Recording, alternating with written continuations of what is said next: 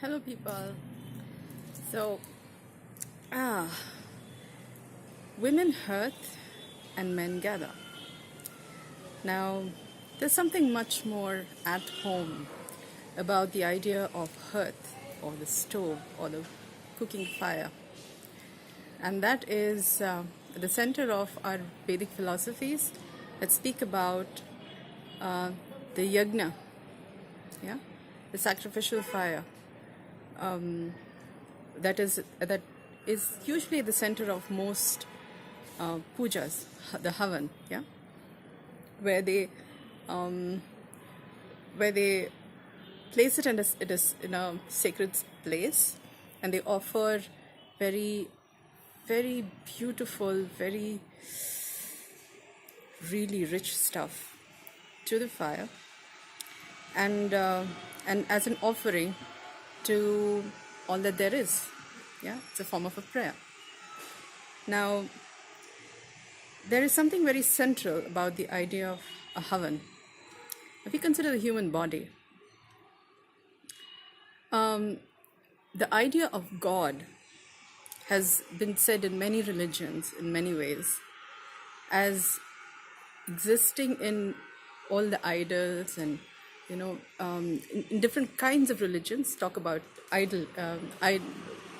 locating divinity in idols, and there's also locating divinity in the elements, the fire, the earth, the water, the space, and have I missed something? Water, air, fire, yeah. The five elements, yeah. And there's also locating the element of God and as an omniscient, omnipresent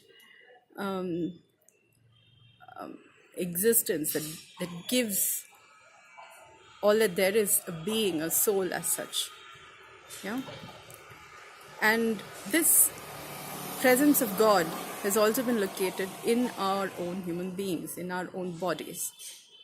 So when we talk about Havan as a sacrificial space in which even a candle also represents in some way, fire in one or the other way has been pretty central to our idea of prayer. Yeah, it may some religions may have it even as just as an incense stick or something, but it may be even in the form of smoke. But the smoke comes from some fire, right?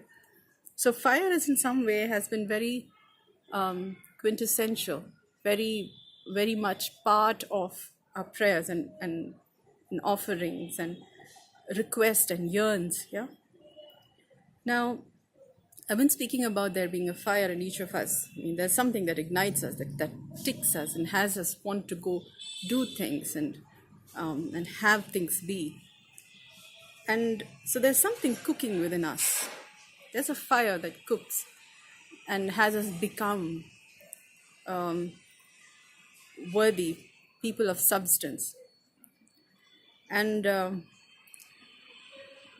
one of the ways by which we can connect with this sacred fire within each of us that connects us to all of existence. Well, that's going to be a little too far because it's going to sound too much to comprehend.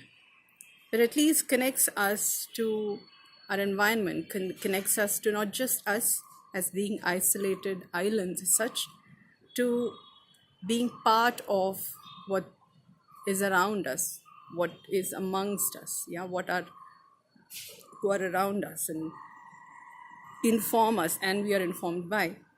We inform and we are informed by. And that is to connect with the umbilicus. Yeah. Now the umbilicus is the navel belly button. Yeah. Is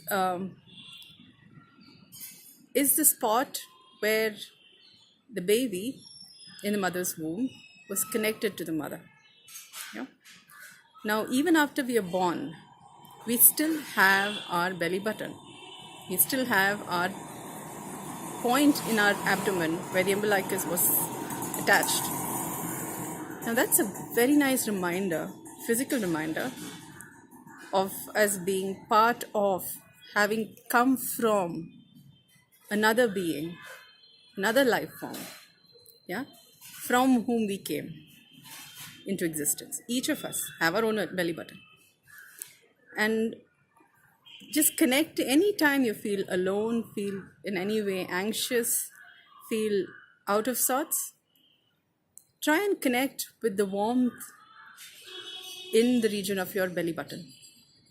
And you will in some way remember your connection with nurture and support and with mother, idea of mother. The mother that nourished, from whom you got nourishment, from whom your whole body came into existence. And also the mother in whose body you were born, came to be, and you was born into this world. Yeah. And that's a very nice cozy comfort, because that's the first touch, first experience of safety, of being held. It's like this big teddy bear hug, like, yeah, very present, very warm, very supporting, very nurturing. So anytime you feel anxious about anything, don't know where things are, how things are going, just get in touch with the warmth of your belly button. Yeah, you can either touch it with your hand, or if you can just be sensitive enough to feel the warmth of your umbilicus, of your belly button. That in itself, just stay with that sense of warmth long enough, and you will refine your connection with all is well. Yeah. And then once you, well, this is something that comes a little after that. Yeah. Once you can, this is available all time. Your belly button is there with you. Yeah. Another thing is, when you eat healthy food, good milk, herbs, vegetables, yeah, different kinds of things. Now, if you notice in a Havan, in the sacrificial Havan, they pour ghee, they pour cereals, grains, yeah. They may offer different kinds of oils, yeah.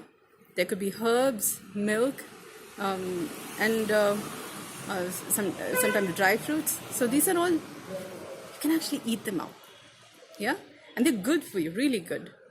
So the fire within you, when you're feeding the fire within you with these healthy elements, the fire that keeps the fire alive in you,